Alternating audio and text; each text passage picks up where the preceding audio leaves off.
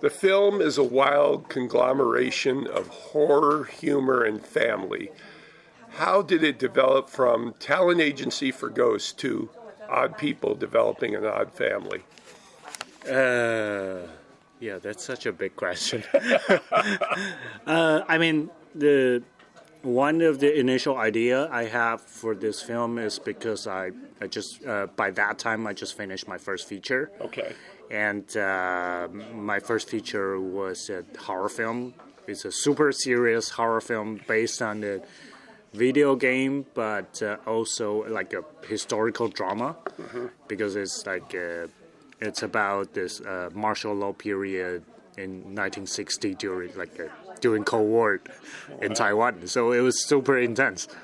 And as my first film, I was like totally burned out after making that film, even though it's like it's quite successful.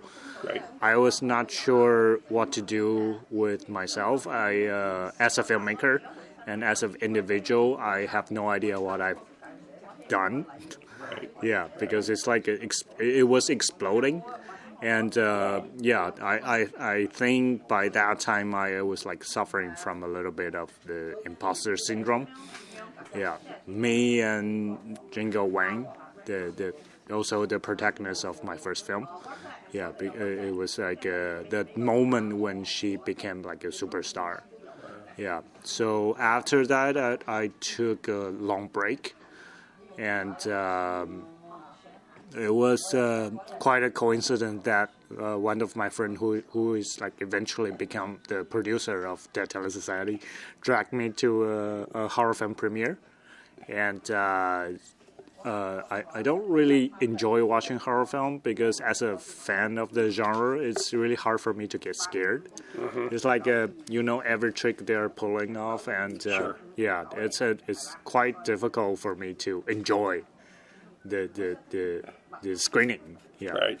And I remember I was like super boring, and I was super bored, and I was like wondering about different stuff. And there was one scene in the movie that really touched me in an unexpected way, which is the ghost in the film was like trying so hard to crawling on the toilet floor, trying to scare the protagonist. And I was like, oh my God, this is such a difficult job. If it's a job, I mean, I wouldn't want to become that ghost, because it's like the toilet floor is so dirty, and imagine how many hours you have to be there preparing for all this scaring stuff, and just to wait for that 10 seconds for the living to come in and you're able to scare them.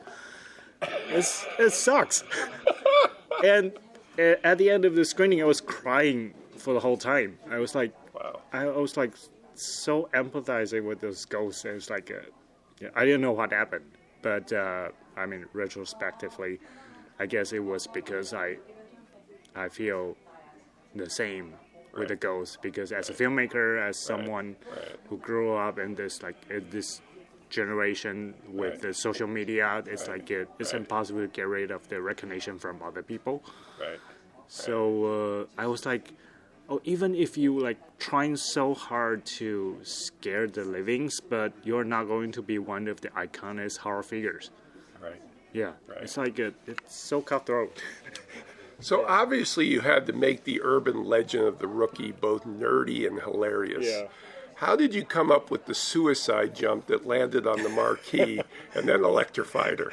Yeah. What was the challenge of filming that? It was so random. It was because when we decided that the protagonist of this film, which is the new girl, that she has like zero talents, right? Either when she was alive or after she's dead, right? So we were thinking about like what kind of scare she can pull off if she doesn't know anything. Have a clue, right? Yeah. It's like she doesn't know how to make sure the timing is right. She doesn't know how to perform. Right. She doesn't have She doesn't have like a horrible, terrifying background. Right. So that's kind of like the only thing for her to do, and also in terms of themes. Jumping off the building, and sometimes like that kind of a suicidal like a image. Right. It's a little bit similar to what we are suffering. I mean, in this generation, it's like we rather be recognized, or we don't know why we're living here. Right. Yeah, so it's kind of Well, it's a little bit messed up. Especially at the end when the fall was just so long. Yeah. It was like a heroic jump, but she still managed to fail. Yeah. So when you first got together with your performer team, what was the best and first advice for your actors in how to create their family and learn to live in the universe you created? Because it was very specific. Oh, it was like actually quite a unique experience for me and actors, because when we start the development of the script, we already decided that all the main characters are going to be played by those actors. So the writing process lasts for about 2 years, and during that 2 years, I spent a lot of time talking to these actors, including Bo-Lin Chen and Sandrine Pinan and Jingle Wang. It's like I was trying to make sure that the characters are as similar as who they really are. Right. Yeah. So it's kind of like me and those actors are developing those characters together. So they would put their strength and weakness, their fear into the character, and so when the moment the film went into production, it was kind of magical that every one of them is just like transforming into the characters, and they got to interact with each other in the most natural way. Right. And like what you said, they kind of become a found family themselves.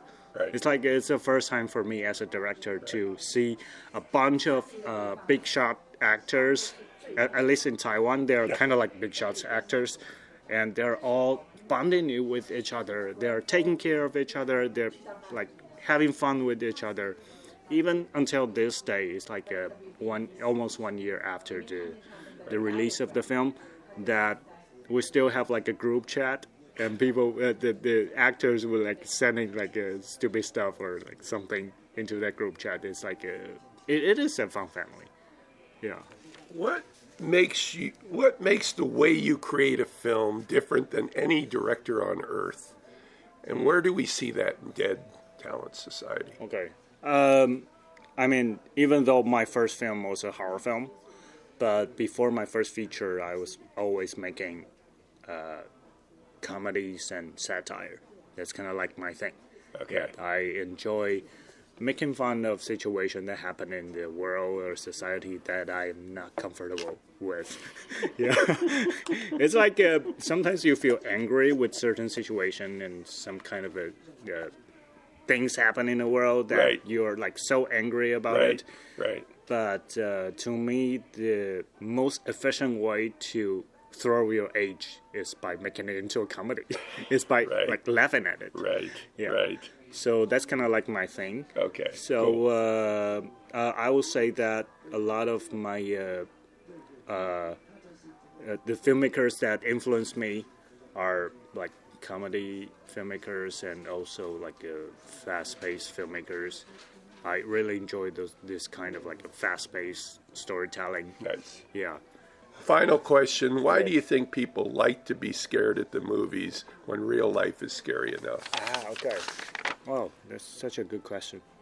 During the development of the script, me and my co-writer, Tsai Kun-Ling, was talking about the same topic. Like, there was like one aspect of the horror genre is that you get to experience this life and death experience, but you don't have to pay the price. Right. So it's kind of like after those like scare and you feel terrified by the plot, and you are like empathizing with the characters and see how tragic the end of the story is going to be, and you're going to cherish like while you have them more. Yeah, it's kind of like going to like an amusement park and trying this like attraction, it's like a roller coaster or something. Like it really makes you reflect on your life in a weird way. And so for Dead Talent Society, what we are trying to do is that we're kind of transform this kind of a like a ghost mansion kind of experience into something existential. This is Patrick McDonald for HollywoodChicago.com. Copyright 2025.